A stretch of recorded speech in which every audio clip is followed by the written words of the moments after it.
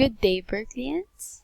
How often do you create an artwork, your masterpiece? When creating your artworks, do you consider the basic elements and principles of art and design?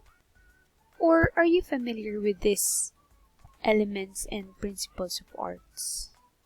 If not, this lesson will help you to understand and apply the elements and principles of art in your outputs as students to further improve your skills. And for today's lesson, we will be learning the different elements of art which are found and seen in the cultural communities that we have in the country. But first, we need to know the objectives of this lesson. At the end of this lesson, the students will be able to first, identify the different elements of art in selected works. Second, apply the different elements of art in their own work. And lastly, adapts an indigenous cultural motif and turns it into a contemporary design through crayon etching, landscape art, and chart. Let's get to know elements of art. Art is an expression of one's thoughts, moods, and feelings. We convey our message by means of drawing, painting, wood carving, writing, and making sculptures. Art is everywhere. The things we see around us are forms of art. The elements of art are components or parts of a work of art that can be isolated and defined. They are the building blocks used to create a work of art. The elements of arts are like the ingredients of a recipe. These are the things we need to put together to create an artwork. For this week, we will be focusing on these 5 elements of arts: line, color, value, shape, and form. Students who can identify the elements and evaluate their role in the composition of a work of art will be better able to understand an artist's choices. And it is indeed true that the arts and crafts of the Philippines are uniquely wonderful. The different attires, fabrics, tapestries, crafts, and accessories, and body ornamentation are truly amazing. The artist's imagination in crafting their works is incomparable. To get to know these elements of art, let's start with the very first one. One of the essential tools and elements of art is line. A line is a mark that can be long or short. It is a moving path of a point, the distance between 2 points. Lines can be straight, curved, diagonal, spiral, wavy, zigzag, scalloped, dotted, thick, thin, short, long, static, or moving. With this, let's get to know the kinds of lines. There are 2 kinds of lines: organic and inorganic lines. First, organic lines are curved lines that imitate the flow of nature. Art critics observe that straight lines doesn't exist in nature. Nature's design is curved, flowing, and irregular in its contour. Organic lines and shapes are associated with things from the natural world, like plants and animals. Second are inorganic lines. These are straight lines that create geometrical shapes, such as vertical, diagonal, and horizontal lines. Inorganic lines, in contrast to organic lines, are associated with things that are man-made, like house, table, or chair.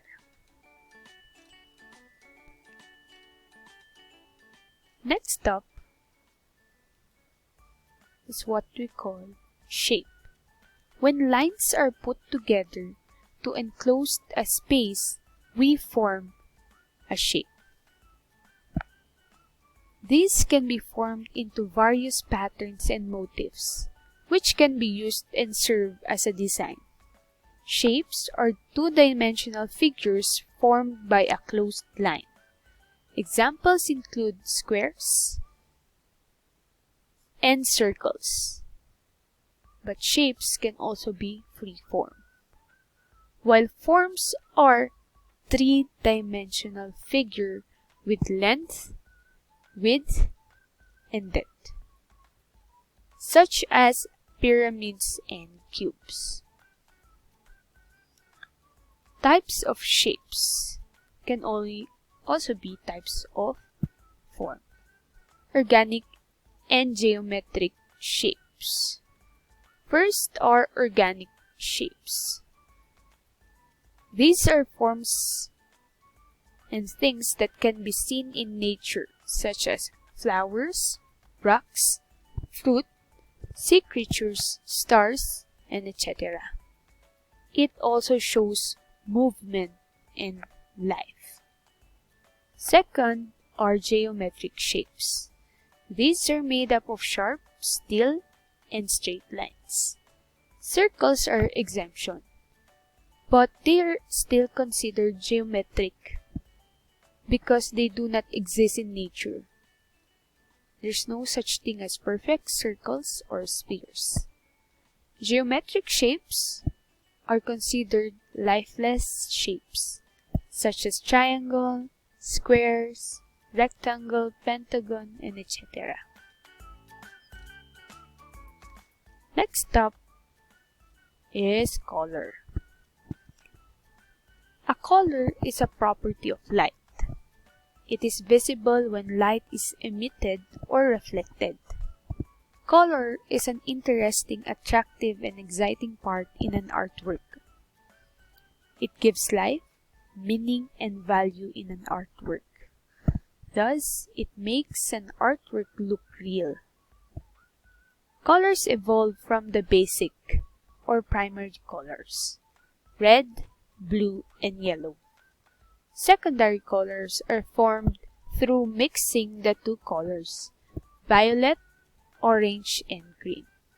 We also have tertiary colors, which can form through mixing one primary color and a secondary color. But we will be focusing on the primary and secondary colors. Value. Value refers to how light or dark a color is. When we mix black or white to a color, we get value. We add white to lighten the color, while we add black to darken it. This can be seen through the value range or value scale. It shows the transition of colors from light to dark. Okay, knowing these elements of arts, let's try this activity. Guess that picture.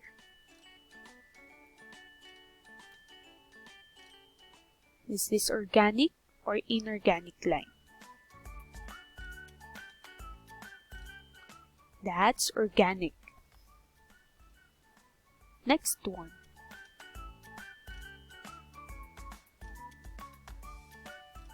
That's inorganic.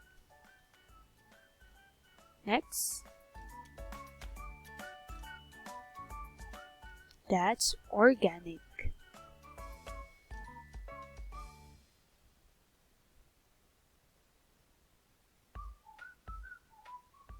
This is organic.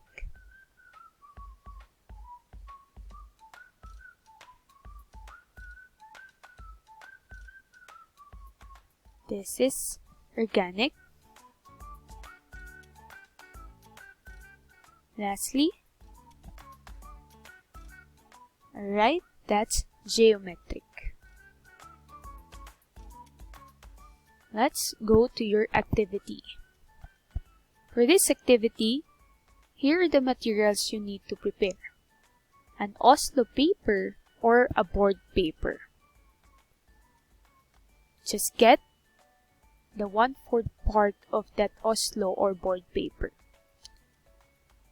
Next, crayons and toothpick or a stick, a barbecue stick. It can also be an empty ball pen, empty ink ball pen, because you need these materials for the crayon etching activity. What is crayon etching anyway? Crayon etching is a drawing made with crayons where a heavy coat of black wash or black crayon is applied. An etching tool, which is the stick, is used to create patterns in the ink or crayon, removing the ink and allowing the crayon colors to appear.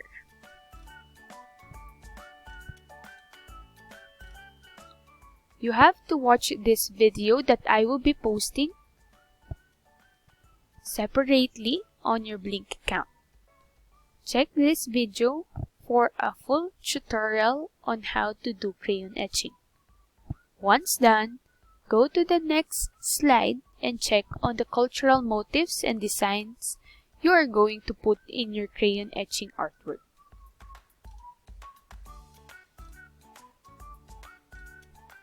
Here are the cultural designs or motifs that you need to put in your crayon etching artwork. Just choose whatever designs you would like to pick on these cultural motifs. Here are the sample works of the previous students. It's just that they did not use the designs in here. That's why it's very critical for you to use these designs in your crayon etching artwork. Once done, you have to take a picture of your artwork and send it through Dropbox. One more thing, kindly check the rubrics posted on your Blink account to check or to serve as your guide in doing this artwork. Thank you, and I'll see you in our sync class.